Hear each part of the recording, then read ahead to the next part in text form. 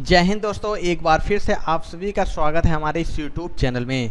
दोस्तों, Delhi police constable 2023 के लिए सामान्य ज्ञान के 40 क्वेश्चन का मैं अगला पार्ट लेकर आया हूं, जो कि आपके एग्जाम की दृष्टिकोण से बहुत ही इंपॉर्टेंट वीडियो है दोस्तों। तो वीडियो को अंत तक जरूर देखिएगा एंड वीडियो पसंद आया दोस्तों तो वीडियो को लाइक, आप सभी से निवेदन है कि वीडियो को लाइक कर दीजिएगा। चैनल पर नए होंगे तो सब्सक्राइब जरूर कर लीजिएगा। तो चलिए दोस्तों, जितने लोग भी क्लास साथ जुड़ गए हैं सभी लोग एक बार फटाफट वीडियो को लाइक कर दीजिए एंड क्लास को शेयर भी जरूर कर दीजिएगा। तो चलिए शुरू करते हैं सबसे फर्स्ट क्वेश्चन से। आज का हमारा सबसे पहला क्वेश्चन है दोस्तों कि निम्नलिखित में से कौन सा देश ब्रिक्स समूह का हिस्सा नहीं है। ऑप्शन है आपके पास 4, जापान, दक्षिण अफ्रीका, चीन या फिर भारत। चलिए बताइए, सभी लोगों को कमेंट करना है दोस्तों। जितने भी लोग हैं कमेंट करते रहेंगे और लास्ट में आप सभी लोग अपना कमेंट करके स्कोर बताइएगा कि आपको 40 में से आपका कितना सही हुआ है। ठीक है, तो देखिए राइट आंसर किसका हो जाएगा। ऑप्शन नंबर ए याद रखिएगा, जो ब्रिक्स है उस समूह में जापान देश नहीं आता है। अगर आप बात करें दोस्तों ब्रिक्स की, ठीक है, देखिए ब्रिक्स में कौन कौन से देश आ जाते हैं। BRICS इसका फुल फॉर्म होता है। तो देखिए बी से क्या हो जाता है दोस्तों, ब्राज़ील। ठीक है, याद रखिएगा बी से ब्राज़ील हो जाएगा।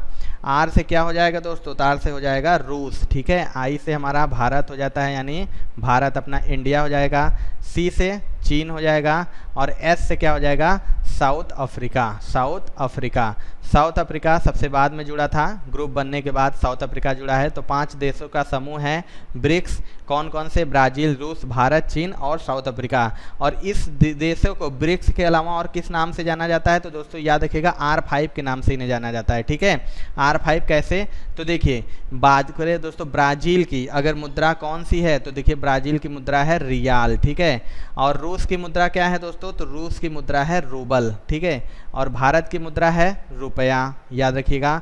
और चाइना की मुद्रा है रॉनमिनबी। ठीक है, रॉनमिनबी चाइना की मुद्रा है। और साउथ अफ्रीका की मुद्रा का क्या नाम है, तो इसका नाम है रेंड। देखिए आर से सभी नाम शुरू होते हैं तो इसीलिए R5 ग्रुप या समूह भी कहते हैं। बात करें दोस्तों इसकी स्थापना कब हुई थी, तो स्थापना याद रखिएगा इसकी 2009 में इसकी स्थापना हुई थी।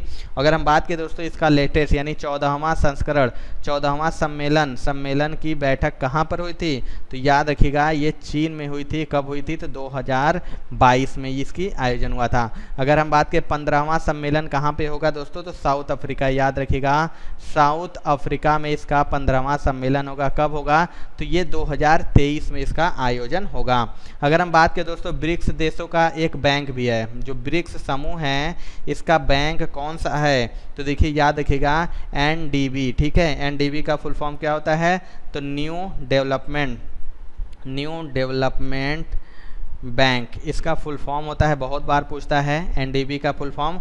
और इसका बैंक का जो है मुख्यालय कहाँ पर स्थित है, तो शंघाई जो कि चीन में है, यहाँ पर इसका मुख्यालय स्थित है। अगला क्वेश्चन देखिए, बंगाल का विभाजन किस वर्ष में रद्द कर दिया गया था। ऑप्शन है 1909, 1906, 1911 या फिर 1913। चलिए फटाफट आंसर देंगे सभी लोग। एंड दोस्तों जितने भी लोग क्लास के साथ जुड़ गए हैं, अगर अभी तक वीडियो को लाइक नहीं किया दोस्तों तो लाइक कर दीजिएगा एंड वीडियो को शेयर भी जरूर कर दीजिएगा।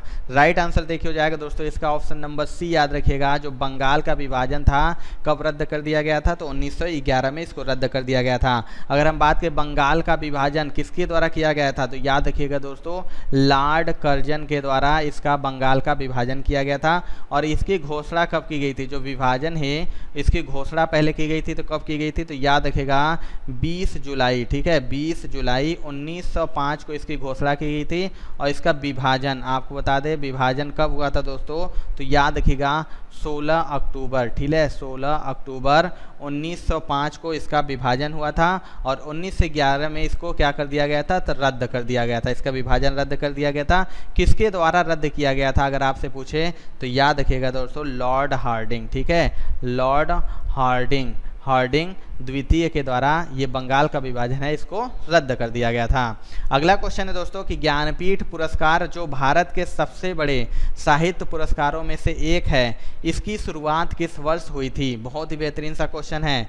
1972, 1961, 1957 या फिर 1969। चलिए फटाफट आंसर देंगे सभी लोग कमेंट करते रहिए दोस्तों। ठीक है, जितने लोग भी क्लास के जाते हैं कमेंट करते रहिए। देखिए आपको क्वेश्चन जो है गलत होता है या सही होता है, जो भी डाउट रहेगा उसको तुरंत आउट किया जाएगा। जाएगा। राइट आंसर देखिए हो जाएगा दोस्तों इसका ऑप्शन नंबर बी याद रखिएगा।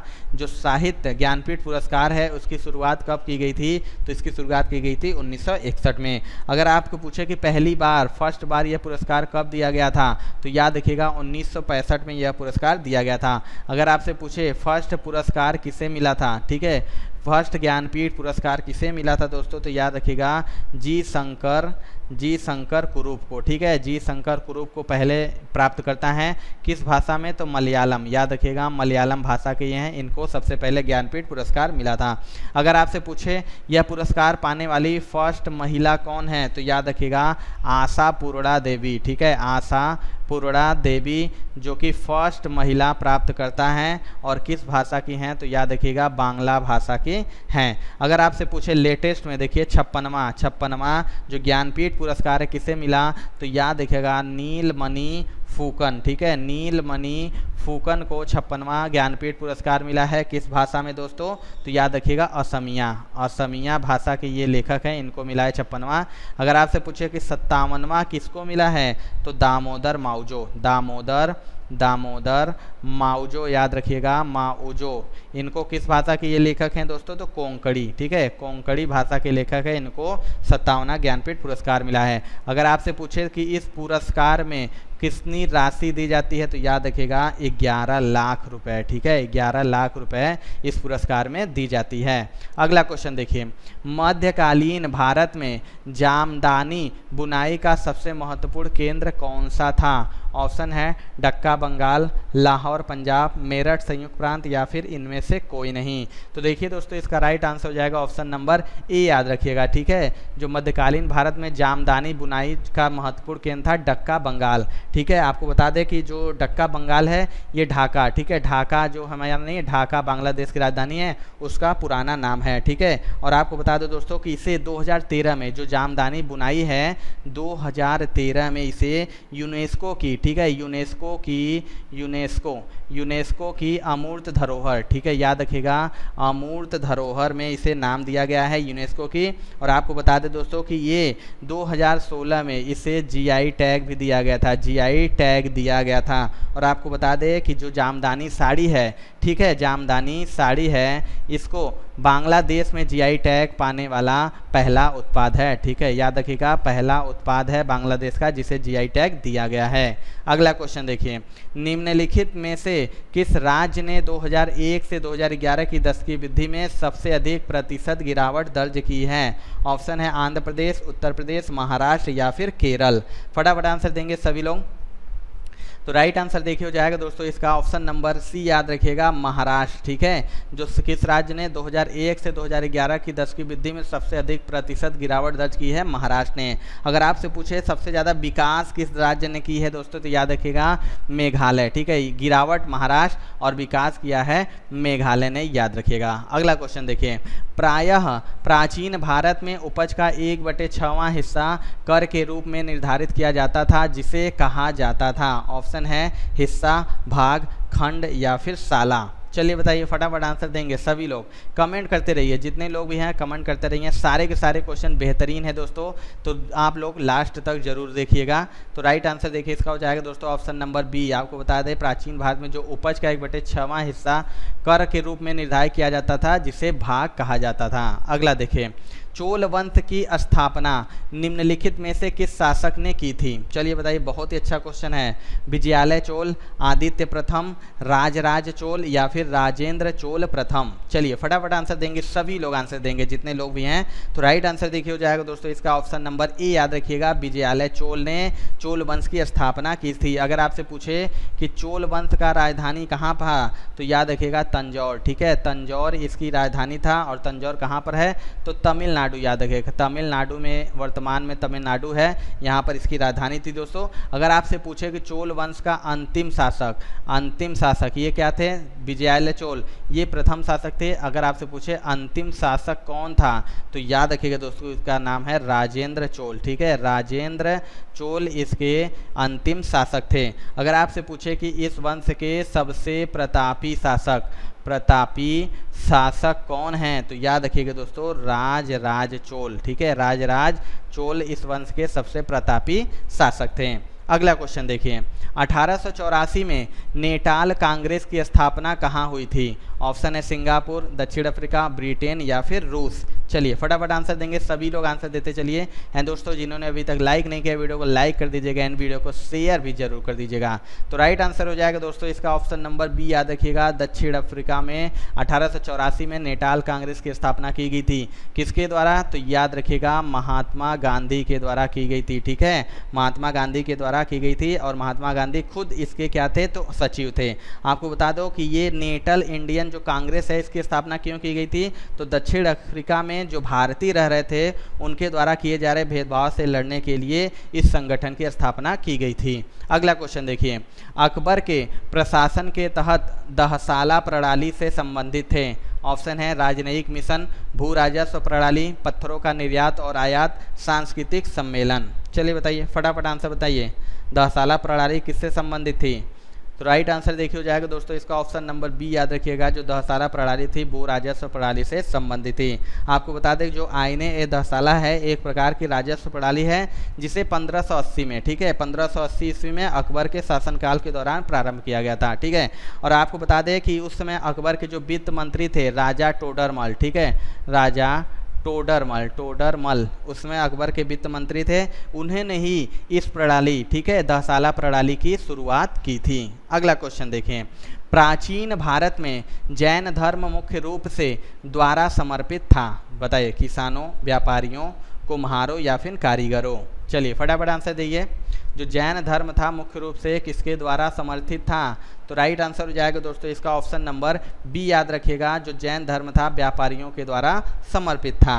अगला क्वेश्चन देखिए, निम्नलिखित में से कौन महात्मा गांधी से संबंधित नहीं है? ऑप्शन है साबरमती आश्रम, सेवाग्राम, टॉलस्टॉय फार्म या फिर आनंद भवन। चलिए बताइए इन चारों में से कौन है जो महात्मा गांधी से संबंधित नहीं है? तो इसका राइट आंसर हो जाएगा दोस्तों ऑप्शन नंबर डी, याद रखिएगा, जो कि महात्मा गांधी से संबंधित नहीं है। आनंद भवन किससे संबंधित है? तो याद रखिएगा बाबा आमटे, ठीक है, बाबा आमटे से यह संबंधित है। अगर हम बात करें साबरमती, सभी को पता है कहाँ पर है? तो गुजरात राज्य में स्थित है, महात्मा गांधी से संबंधित है।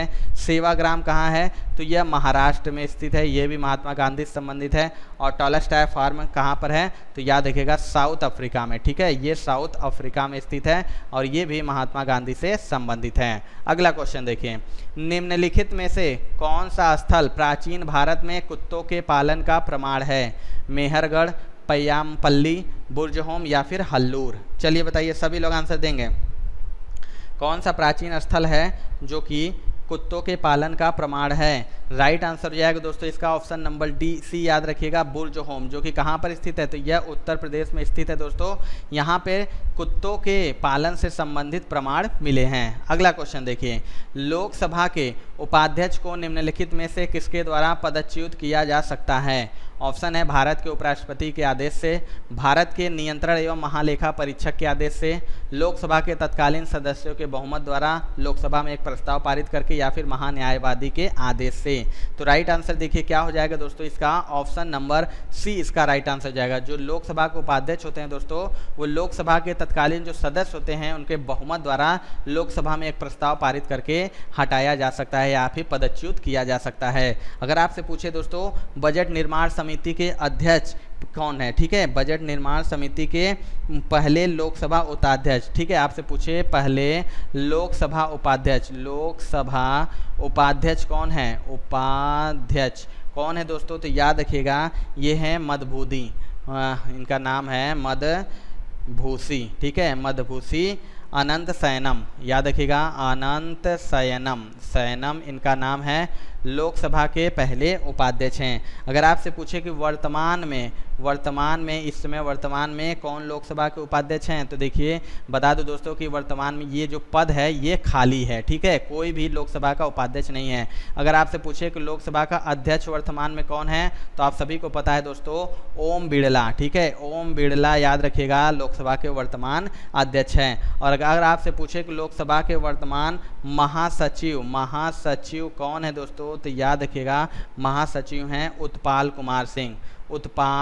कुमार सिंह क्या हैं? तो लोकसभा के सिंह महासचिव हैं। अगला क्वेश्चन देखिए, कदम्ब राजवंश आधुनिक समय के का एक प्राचीन शाही राजवंश था? ऑप्शन है उड़ीसा, केरल, बिहार या फिर कर्नाटक। चलिए बताइए। सभी लोग आंसर करते रहिए दोस्तों, जितने लोग भी क्लास साथ जुड़े हैं सभी का स्वागत है। एंड सभी लोग कमेंट करते रहिए, एंड वीडियो को लाइक नहीं किया है तो लाइक भी जरूर कर दीजिएगा। तो राइट आंसर देखिए हो जाएगा दोस्तों इसका ऑप्शन नंबर डी। याद रखिएगा, जो कदम राजवंश है आधुनिक समय के कर्नाटक राज्य में एक प्राचीन शाही राजवंश था। ठीक है, आपको बता दो कि इसकी राजधानी कहाँ थी, तो कदम वंश की राजधानी थी बनवासी। ठीक है, याद रखिएगा बनवासी इसकी राजधानी थी कदम राजवंश की। अगला क्वेश्चन देखें, निम्नलिखित में से किस राज्य में सबसे अधिक विधानसभा क्षेत्र हैं? ऑप्शन है बिहार, राजस्थान, उत्तर प्रदेश या फिर पश्चिम बंगाल। चलिए बताइए, फटाफट आंसर देंगे। किस राज्य में सबसे अधिक विधानसभा क्षेत्र हैं? तो सभी को पता है कि कहाँ पे सबसे ज़्यादा सीट है, तो उत्तर प्रदेश में सबसे ज़्यादा सीट है, तो वहीं पे विधानसभा क्षेत्र सबसे ज़्यादा होंगे। तो ऑप्शन नंबर सी हमारा राइट आंसर हो जाएगा, उत्तर प्रदेश। ठीक है, पहले स्थान पे उत्तर प्रदेश है। अगर बात करें कि दूसरे स्थान पे कौन सा राज्य है जहाँ पर सबसे ज़्यादा विधानसभा सीट है, तो याद रखिएगा पश्चिम बंगाल। ठीक है, पश्चिम बंगाल में सबसे ज़्यादा सीट है। कितना सीट है दोस्तों, तो 294, याद रखिएगा। तीसरे स्थान पर कौन है, तो याद रखिएगा तीसरे स्थान पर है महाराष्ट्र। ठीक है, यहाँ पर कितनी सीटें हैं, तो महाराष्ट्र में 288 सीटें हैं, और उत्तर प्रदेश में सभी को पता है कि कितनी हैं, तो 403 सीटें यहाँ पर स्थित हैं।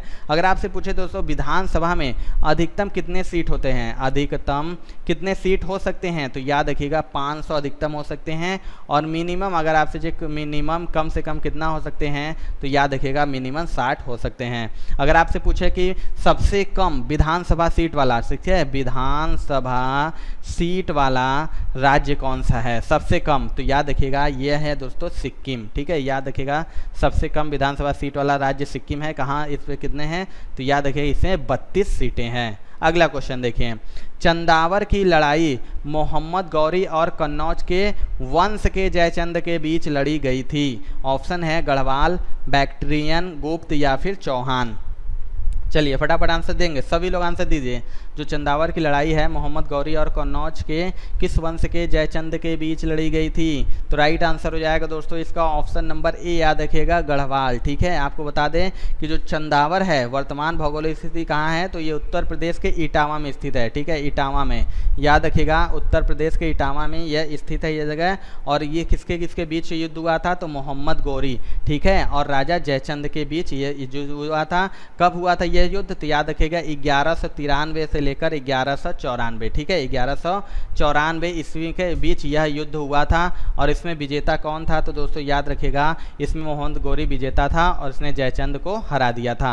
अगला क्वेश्चन देखिए, संसद के दोनों सदनों की संयुक्त बैठक की अध्यक्षता कौन करता है? बहुत ही बेहतरीन क्वेश्चन है। लोकसभा के अध्यक्ष, भारत के राष्ट्रपति, भारत के प्रधानमंत्री या फिर राज्यसभा के सभापति। चलिए फटाफट आंसर देंगे सभी लोग। राइट आंसर देखिए हो जाएगा दोस्तों इसका ऑप्शन नंबर ए। याद रखिएगा लोकसभा के अध्यक्ष। ठीक है, जो दोनों सदन की संयुक्त बैठक होती है इसकी अध्यक्षता कौन कर सकता है, तो लोकसभा के अध्यक्ष कर सकते हैं। अगर आपसे पूछे किस आर्टिकल के अंतर्गत आता है, तो याद रखिएगा आर्टिकल 108 के अंतर्गत आता है। अगर आपसे पूछे जो ये संयुक्त बैठक, ठीक है, संयुक्त बैठक यह किस देश के संविधान से लिया गया है, तो याद रखिएगा दोस्तों ऑस्ट्रेलिया के। ठीक है, ऑस्ट्रेलिया के संविधान से लिया गया है संयुक्त बैठक। इसके अलावा और क्या चीज़ लिया गया है, तो एक याद रखिएगा समवर्ती सूची। ठीक है, समवर्ती सूची भी यहीं से लिया गया है।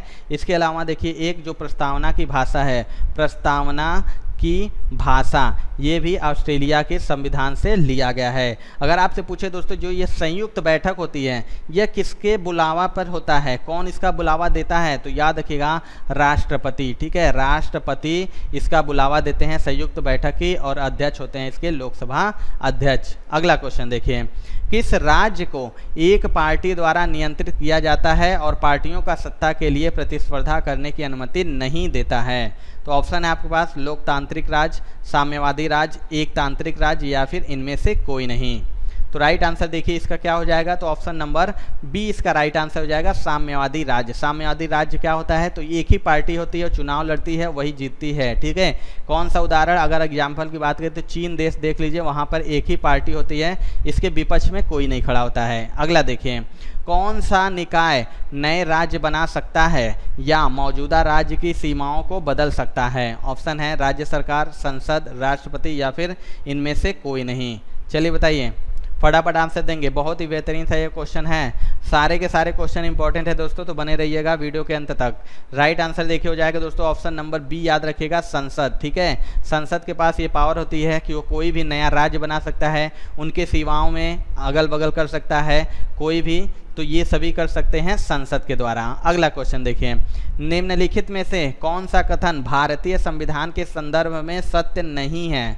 ऑप्शन है मौलिक अधिकार न्याय संगत है, मौलिक कर्तव्य न्याय संगत है, भारत में 3 तरह के आपात हैं, या फिर अनुच्छेद 18 शीर्षक के उन्मूलन के बारे में बताता है। फटाफट आंसर देंगे। सभी लोग कमेंट करते रहिए, जितने लोग भी हैं कमेंट करते रहिए, जो भी आपका डाउट रहेगा उसको क्लियर किया जाएगा। राइट आंसर देखिए हो जाएगा दोस्तों इसका ऑप्शन नंबर बी, याद रखिएगा मौलिक कर्तव्य जो है न्याय संगत है। अगला क्वेश्चन देखिए, हिंद महासागर विश्व का महासागर है, बताइए सबसे छोटा, दूसरा सबसे बड़ा, तीसरा सबसे बड़ा, या फिर सबसे बड़ा? चलिए सभी लोग आंसर देंगे, फटाफट आंसर दीजिए। हिंद महासागर है विश्व का कौन सा महासागर है? तो देखिए इसको राइट आंसर क्या हो जाएगा दोस्तों, ऑप्शन नंबर सी हो जाएगा हमारा राइट आंसर, तीसरा सबसे बड़ा महासागर है। देखिए इसको याद करने का सबसे अच्छा ट्रिक है, मैं आपको बताता हूँ, पैसा, PAISA। ठीक है, पैसा कैसे होगा? देखिए पी से क्या होता है, पैसिफिक ओशियन होता है, याद रखिएगा पैसिफिक ओशियन। ठीक है, ओशियन। और ए से क्या होता है दोस्तों, अटलांटिक, अटलांटिक ओशियन। ठीक है, आई से क्या होता है, Indian ocean, Indian ocean. S से क्या हो जाता है दोस्तों, साउथर्न, SOUTHERN, साउथर्न ओशियन हो जाता है। ए से हमारा क्या हो जाता है, तो आर्कटिक ओशियन। ठीक है, आर्कटिक ओशियन, यानी पे कौन सा हो जाएगा, पहला हो जाएगा प्रशांत। ठीक है, सबसे बड़ा प्रशांत हो जाएगा, उसके बाद अटलांटिक, अटलांटिक हो जाएगा, उसके बाद क्या हो जाएगा, हिंद महासागर। ठीक है, हिंद महासागर हो जाएगा, इसके बाद अंटार्कटिका, अंटार्कटिका, अंटार्कटिका हो जाएगा, उसके बाद आर्कटिक हो जाएगा, आर्कटिक। ये सबसे बड़ा प्रशांत महासागर, उसके बाद अंटार्कटिक, उसके बाद हिंद महासागर। इसी तरीके से पांचों हैं, याद कर लेंगे, बहुत ही इंपॉर्टेंट हैं। अगला देखिए, भारतीय जीवन बीमा निगम अधिनियम संसद द्वारा पारित किया गया था। ऑप्शन है 1956, 1948, 1971 या फिर 1965। चलिए बताइए, सभी लोग आंसर देंगे, फटाफट आंसर देंगे सभी लोग तेजी के साथ। तो राइट आंसर देखिए हो जाएगा दोस्तों इसका ऑप्शन नंबर ए, याद रखिएगा जो भारतीय जीवन बीमा निगम अधिनियम है संसद द्वारा 1956 को पारित किया गया था। ठीक है, कब किया गया था, तो 19 जून, याद रखिएगा 19 जून 1956 को भारतीय जीवन बीमा विधेयक पारित किया गया था, जिसके तहत 1 सितंबर, याद रखिएगा 1 सितंबर 1956 को भारतीय जीवन बीमा निगम अस्तित्व में आया था। अगला क्वेश्चन देखिए, निम्नलिखित में से कौन सी प्रमुख नदी पूर्व की ओर बहने वाली नदी नहीं है? ठीक है, बताइए, कावेरी, गोदावरी, कृष्णा या फिर नर्मदा? चलिए फटाफट आंसर देंगे।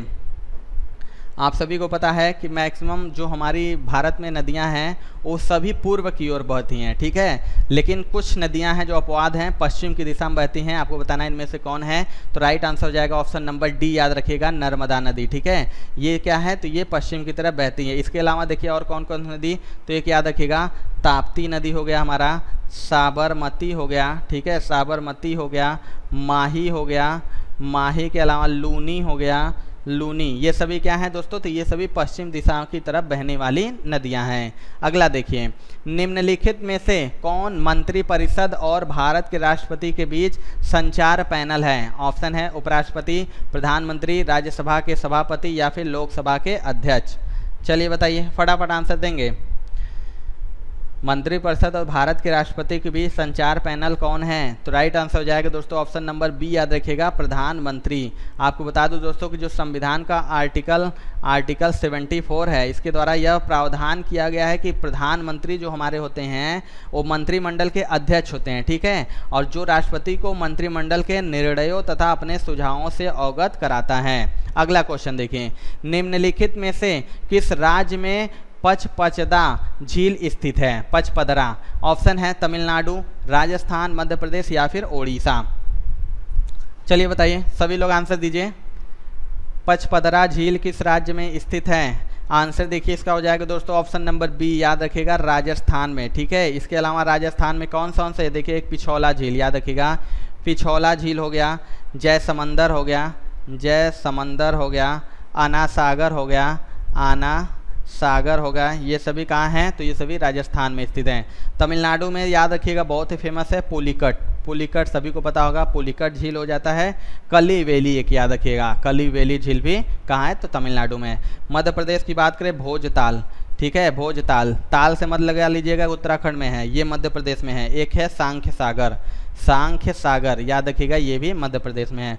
उड़ीसा में सभी को पता है सबसे बड़ा लैगून झील चिल्का झील है, ये स्थित है। इसके अलावा रेंगाली याद रखिएगा, ये भी उड़ीसा में स्थित है। अगला क्वेश्चन देखिए, भारत के संविधान की अनुसूची राज्यों के नाम और उसके क्षेत्रीय अधिकार क्षेत्र से संबंधित हैं। ऑप्शन है पहला, चौथा, दूसरा या फिर तीसरा। चलिए फटाफट आंसर देंगे। तो राइट आंसर देखिए हो जाएगा दोस्तों इसका ऑप्शन नंबर ए याद रखिएगा, जो हमारा पहली अनुसूची है, ठीक है। भारत के संविधान की पहली अनुसूची राज्यों के नाम और उसके क्षेत्रीय अधिकार क्षेत्र से संबंधित है। और पहली सूची क्या क्या आते हैं दोस्तों? तो देखिए ये केंद्र शासित प्रदेशों के नाम और उनकी सीमा आते हैं, और इनमें कितने अनुच्छेद शामिल हैं? तो आर्टिकल याद रखिएगा 1 से 4 तक इसमें शामिल हैं, ठीक है। और संघ और उसके क्षेत्रों से ये संबंधित हैं। अगला देखिए, नागझीरा टाइगर रिजर्व में स्थित है। ऑप्शन है गोवा, महाराष्ट्र, सिक्किम या फिर राजस्थान।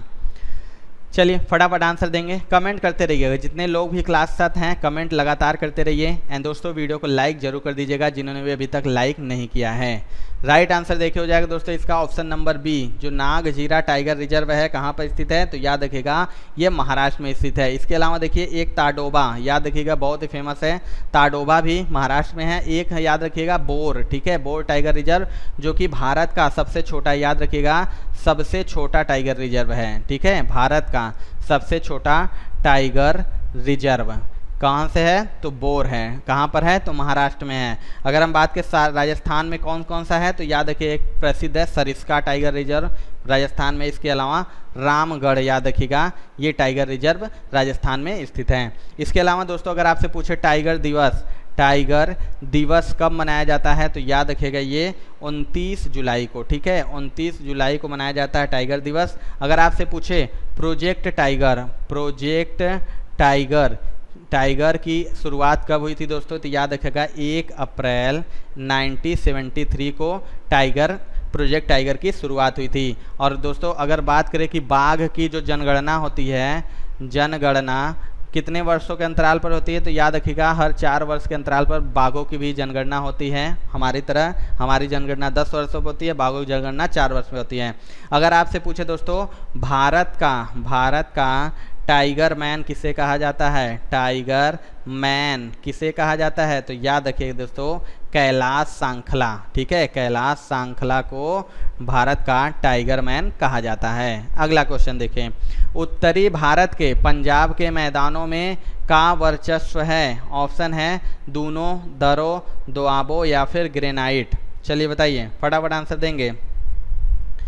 उत्तरी भारत के पंजाब के मैदानों में का वर्चस्व है? राइट आंसर हो जाएगा दोस्तों ऑप्शन नंबर सी, याद रखिएगा दोआब, ठीक है। उत्तरी भारत के पंजाब के मैदानों में दोआब का वर्चस्व है। दोआब किसे कहते हैं दोस्तों, तो याद रखिएगा 2 नदियों, ठीक है, 2 नदियों के बीच के क्षेत्र को कहा जाता है दोआब। और आपको बता दें जो गंगा यमुना का दोआब है उत्तर भारत में है, जो अधिक उपजाऊ है, जिसमें जलोढ़ मिट्टी की प्रचुरता अधिक पाई जाती है। अगला देखिए IFSC, ठीक है, कोड अंकों वाला संख्याओं और अक्षरों से निर्मित कूट होता है जो विशिष्ट रूप से किसी बैंक की शाखा को चिन्हित करता है।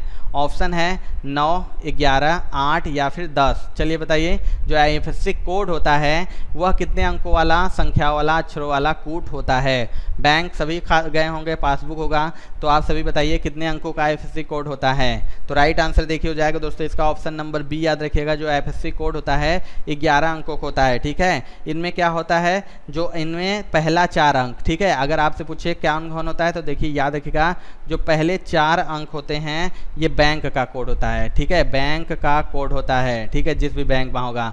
उसके बाद देखिए 5वां जो अक्षर होता है वो हमारा 0 होता है, ठीक है, 5वां 0 होता है। उसके बाद बाकी जो 6 होते हैं 6 बाकी जो होते हैं वो शाखा, जो बैंक की शाखा होती है उसका कोड होता है। ठीक है, अगर आपसे पूछे, देखिए कुछ इंपॉर्टेंट है कि आधार कार्ड, अगर आपसे पूछे आधार कार्ड में कितने अंक का होता है आधार कार्ड नंबर, तो याद रखिएगा ये 12 अंकों का होता है। अगर आपसे पूछे दोस्तों पैन कार्ड कितने अंकों का होता है, तो देखिए ये 10 अंकों का होता है। एटीएम कार्ड कितने अंकों का होता है, तो याद रखिएगा 16 अंकों का होता है। और एक होता है दोस्तों जीएसटीएन, ठीक है, GSTIN, ये कितने अंकों का होता है, तो याद रखिएगा ये 15 अंकों का होता है। अगला क्वेश्चन देखिए, गंगोत्री ग्लेशियर द्वारा परिपूर्ण गंगा की नदी शीर्ष का क्या नाम है? ऑप्शन है दोस्तों पद्मा, दामोदर, भागीरथी या फिर अलकनंदा। चलिए बताइए, सभी लोग आंसर देंगे। तो राइट आंसर देखिए हो जाएगा दोस्तों इसका ऑप्शन नंबर सी, याद रखिएगा भागीरथी। अगला क्वेश्चन देखिए, भारतीय लघु उद्योग विकास बैंक की स्थापना किस वर्ष हुई थी? ऑप्शन है 1990, 1998, 1992 या फिर 1994। चलिए फटाफट आंसर देंगे। भारतीय लघु उद्योग विकास बैंक, जिसे हम सिडबी भी कहते हैं, ठीक है, सिडबी, इसकी स्थापना किस वर्ष हुई थी? तो राइट आंसर हो जाए दोस्तों इसका ऑप्शन नंबर ए, याद रखिएगा 1990 में इसकी स्थापना हुई थी सिडबी की। ठीक है, अगर आपसे पूछे इसका मुख्यालय कहाँ स्थित है, तो बहुत बार पूछला है, लखनऊ में इसका मुख्यालय स्थित है, याद रखिएगा। इसके वर्तमान में अगर आपसे पूछूँ कि अध्यक्ष कौन है, तो याद रखिएगा श्री एस रामन। ठीक है, श्री एस रामन इसके वर्तमान में अध्यक्ष हैं। अगर आपसे पूछे दोस्तों कि सिडबी का फुल फॉर्म क्या होता है इंग्लिश में, तो याद रखिएगा स्मॉल इंडस्ट्रीज, ठीक है, इंडस्ट्रीज डेवलपमेंट, उसके बाद बैंक ऑफ इंडिया। ठीक है, याद रखिएगा इसका फुल फॉर्म है, हिंदी में इसको कहते हैं भारतीय लघु उद्योग विकास बैंक। अगला क्वेश्चन देखें, सामान्य तौर पर भारत के कौन से क्षेत्र तापमान की बड़ी विपरीत स्थितियां अनुभव नहीं करते हैं? ऑप्शन है उत्तरी मैदान, प्रायद्वीपीय पठार, महान भारतीय रेगिस्तान या फिर तटीय क्षेत्र। चलिए बताइए, सभी लोग आंसर देंगे, फटाफट आंसर देंगे। दोस्तों जिन्होंने भी अभी वीडियो को लाइक नहीं किया, आप सभी से रिक्वेस्ट है कि वीडियो को लाइक जरूर कर दीजिएगा। तो राइट आंसर हो जाएगा दोस्तों इसका ऑप्शन नंबर डी, याद रखिएगा तटीय क्षेत्र। ठीक है, जो तटीय क्षेत्र होते हैं उसके तापमान में बहुत अधिक भिन्नता नहीं होती है, यद्यपि यहाँ वर्षा के प्रारूपों में भिन्नताएं होती हैं। अगला देखिए, मनुष्यों के लिए ध्वनि की श्रव्य सीमा है। चलिए बताइए दोस्तों, फटाफट आंसर देंगे। ए 20 हर्ट्ज से 200 किलो हर्ट्ज तक, 10 हर्ट्ज से 10,000 हर्ट्ज तक, 20 हर्ट्ज से 20,000 हर्ट्ज तक या फिर 10 हर्ट्ज से 10,000 हर्ट्ज तक। बताइए, जो मनुष्य होते हैं उनके ध्वनि की श्रव्य सीमा, सुनने की सीमा कितनी होती है? तो राइट आंसर देखिए हो जाएगा दोस्तों इसका ऑप्शन नंबर सी, याद रखिएगा 20 हर्ट्ज से लेकर 20,000 हर्ट्ज तक होती है मनुष्य के सुनने की श्रव्य सीमा। इसको 3 भागों में भाग किया गया है। अपश्रव्य, देखिए एक होता है अपश्रव्य, ठीक है, याद रखिए इसकी कितनी सीमा होती है, तो 20 हर्ट्ज से ये कम होता है। ठीक है, याद रखिएगा कम होता है, जो कि चमगादड़ सुनते हैं, मानव नहीं सुन सकते हैं। एक होता है श्रव्य, ठीक है, श्रव्य सीमा सभी को पता है 20 से लेकर 20,000 हर्ट्ज तक, ठीक है, हर्ट्ज तक सुन सकते हैं, ये मानव सुन सकता है। और एक होता है पराश्रव्य, याद रखिएगा पराश्रव्य होता है, इसकी सीमा कितनी होती है, तो 20,000 हर्ट्ज से ये अधिक होती है, ये भी मानव सुन नहीं सकता है। अगला क्वेश्चन देखिए, भारत की सबसे लंबी झील कौन सी है? बताइए, वेम्बनाड झील, पुलिकट झील, कोलेरू झील या फिर लोकटक झील। चलिए फटाफट आंसर देंगे सभी लोग, बताइए सबसे लंबी झील भारत की कौन सी है? तो राइट आंसर देखिए हो जाएगा दोस्तों इसका ऑप्शन नंबर ए, याद रखिएगा वेम्बनाड झील। कहाँ पर है? तो केरल राज्य में, याद रखिएगा, और केरल की भी सबसे लंबी झील है। ठीक है, अगर हम बात करें इसकी लंबाई कितनी है दोस्तों, तो याद रखिएगा इसकी लंबाई है 96.5 किलोमीटर। अगर हम बात करें पुलिकट झील कहाँ पर है, तो याद रखिएगा आंध्र प्रदेश एवं तमिलनाडु के बॉर्डर पर स्थित है, तमिलनाडु के बॉर्डर पर स्थित है पुलिकट झील। अगर हम बात करें कोल्लेरू झील कहाँ पर है, तो देखिए कोल्लेरू झील आंध्र प्रदेश में स्थित है। अगर देखिए लोकटक झील कहाँ है, तो लोकटक झील दोस्तों मणिपुर में स्थित है। अगला क्वेश्चन देखें, पदार्थ की यह अवस्था आयनित गैस से बनी होती है जिसमें इलेक्ट्रॉनों, धनात्मक आयनों और उदासीन कणों का संतुलित मिश्रण होता है, यह कौन सी अवस्था है? ऑप्शन है आपके पास तरल, प्लाज्मा, गैस या फिर कोहरा। चलिए अवस्था बताना है आपको कौन सी अवस्था है, तो राइट आंसर देखिए हो जाएगा दोस्तों इसका ऑप्शन नंबर बी, याद रखिएगा प्लाज्मा अवस्था होती है। देखिए ठोस, द्रव, गैस, इसके अलावा एक और अवस्था होती है, कौन सी? तो प्लाज्मा अवस्था होती है। अगला देखें, दुनिया की तीसरी सबसे अधिक जनसंख्या वाला देश कौन सा है? ऑप्शन है इंडोनेशिया, ब्राज़ील, संयुक्त राज्य अमेरिका या फिर यूनाइटेड किंगडम। चलिए फटाफट आंसर देंगे सभी लोग, एंड जिन्होंने अभी तक लाइक नहीं किया दोस्तों वीडियो को लाइक जरूर कर दीजिएगा।